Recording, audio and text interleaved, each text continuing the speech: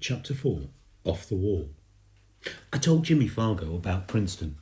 "You're moving?" he asked, like he couldn't believe it. "Not exactly," I answered. "We're just going for a year." "You're moving," he said. "I can't believe it." "Neither can I."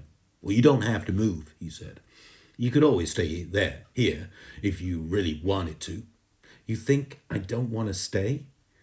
I don't know anybody in Princeton." "You think I want to go to some school where I don't have any friends?" "Well, tell your mother and father you refuse to go. That's what I would do." "But where would I live?" "With me."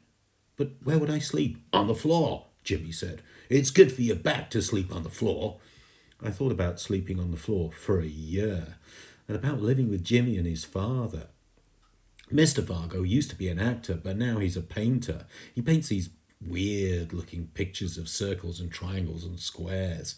He's so absent-minded that he only buys food when Jimmy reminds him.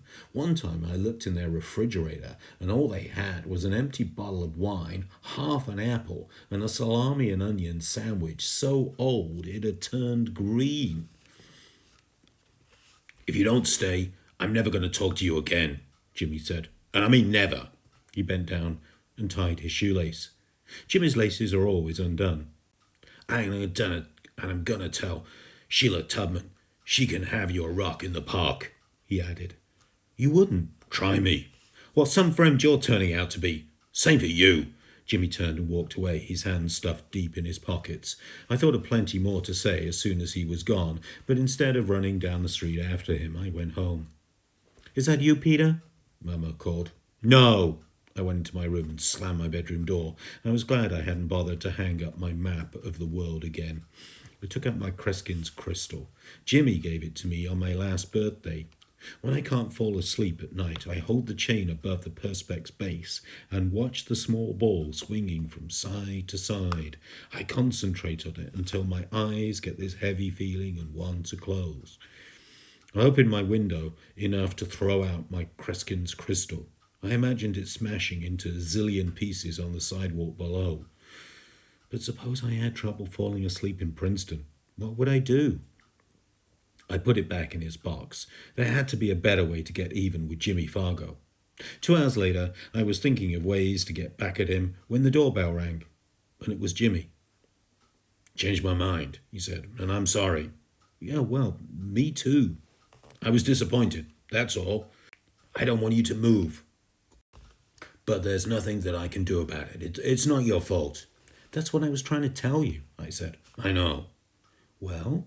"Well, my father says Princeton's just an hour by train." "That's right." "So I won't give Sheila your rock after all." "Thanks. I mean, she wouldn't know what to do with it anyway," I said. "But I'm not going to use it until you come back." "Okay.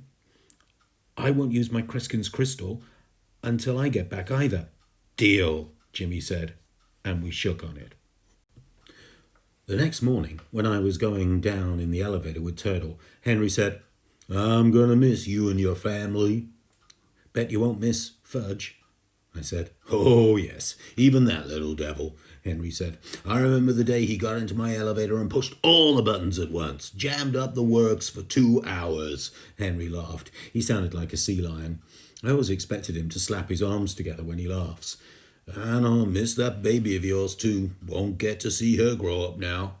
"Sure you will," I told him. "We're only going for a year." "Oh, that's what they all say," Henry muttered. Outside it was grey and humid. I wondered if the sun was shining in Princeton. As I walked Toto down the street, he sniffed here and there, trying to find a place he liked. I encouraged him to use the curb. In Princeton, he'll be able to go wherever he likes, I thought. Maybe I won't even have to walk him. I'll just open the door and he'll run out into the yard, and I won't even have to clean up after him either. Ever since New York City passed what I call the Doggie Duel law, walking Turtle hasn't been that much fun. At first, when I heard that every dog owner had to clean up after his own dog, I told Mum that I wouldn't be able to walk Turtle anymore. Mum said, "Well, that's too bad, Peter, because if you don't walk him, who will?" I was hoping Mum would volunteer. I was hoping she'd say, "I know how grossed out you feel about the idea of picking up Turtle's dog do." But she didn't. Instead, she said, "Look, Peter, you're going to have to make a tough decision. If you want to keep Turtle, you're going to have to clean up after him. Otherwise, Daddy and I will try and find a nice farm somewhere in the country and I didn't wait for her to finish. Send Turtle to a farm, I shouted. Are you kidding? He's a city dog. He's my dog. Well then, Mum said, smiling.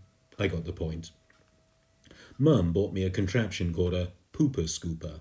It's a kind of shovel attached to a baggie, and when Turtle does this thing, I scoop it up, get it into the baggie, tie up the end, and toss it into the trash basket.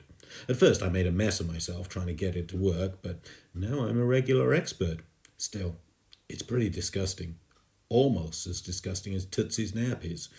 I wish I could train Turtle to use the toilet, especially in winter, when I stand around freezing while he takes his time, trying to make up his mind.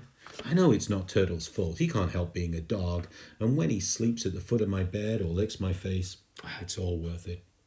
Just as Turtle was finishing, Sheila Tubman came skipping up the street. I hear you're moving, she said. I nodded and scooped up his stuff. Oh, good. I was afraid it was just a rumour. I can't wait till you're gone, and then I won't have to smell your yucky dog any more. My dog is not yucky, I yelled, tying up the poop bag. Did you ever smell him, Peter? Yeah, all the time. Well, I guess you don't notice because you smell much like him yourself. She started skipping away. Hey, Sheila, I called. Yeah? She turned round. Stuff it. Oh, Peter Hatcher, you are disgusting. Well, that's better than what you are, I called, enjoying myself. Oh, yeah? And what's that? That's for me to know and you to find out. Very funny, she said. You and your yucky dog are both very funny. Sicker, Turtle, I said.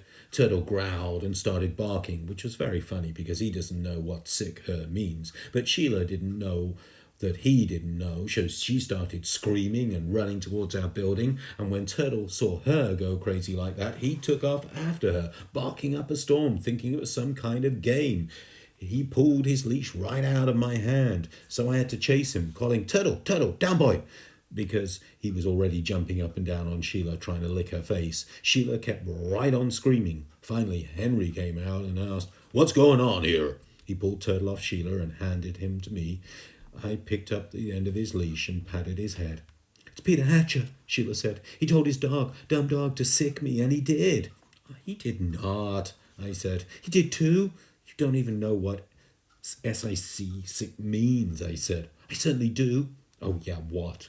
It means like giving germs to a person, Sheila said. The one he sicks gets sick too. I started laughing. Did you hear that, Henry? Did you hear what she said? I heard, Henry said, and I want you to keep your dog outside until he calms down. He turned to Sheila. Come on, honey. I'll take you upstairs first. I'm so glad he's moving, Sheila sniffed. I hope he never comes back. There should be a law. I laughed all the way to the corner. I think Turtle did too. On the morning of the move, Mum woke me up at 6 o'clock. I still had to pack my trunk of special things, but first I wanted some juice. I'm always thirsty first thing in the morning. On the way to the kitchen, I passed Tootsie's crib. She was watching her mobile and gurgling away. She was covered with trading stamps. They were stuck to her arms, her legs, her belly, and her face. She even had one on the top of her head, and one pasted at the bottom of each foot. Hey, Mum, I called.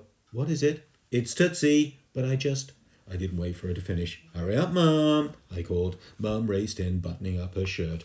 Oh, no, she said when she saw Tootsie, and then she shouted, Fudge! Hello, Mommy, Fudge said, crawling out from under Tootsie's crib. He was wearing his disguise, black eyeglass frames attached to a rubber nose with a stick-on beard and moustache. He'd sent away for it months ago. It cost 4 cereal box tops plus 25 cents. Did you do that to Tootsie? Yeah, Mummy. He was using his best little boy in the world voice. Why? Tootsie told me. He climbed up to the side of her crib and reached in, shaking Tootsie a little. Didn't you tell me to? Good girl, good little baby. Tootsie said, and she kicked her legs in the air. That was a very naughty thing to do, Mum said to Fudge, and I am very angry with you. Fudge kissed my mother's hand. I love you, Mommy. That's not going to work today, Mum told him. I love you anyway, he said, kissing her other hand. You're the best mummy in the whole world. Don't you love your little boy? Yes, I love you, she said, but I am still very angry at you. Very. And she smacked Fudge on his backside. He pouted for a minute, about to cry, and then changed his mind. Didn't hurt, he said. Oh, you want one that will hurt? Mum asked. No. Then don't ever do that again. Do you understand? Yeah. Hey, Mum, I said, I thought you didn't believe in violence. I don't ordinarily, Mum said, but sometimes I forget.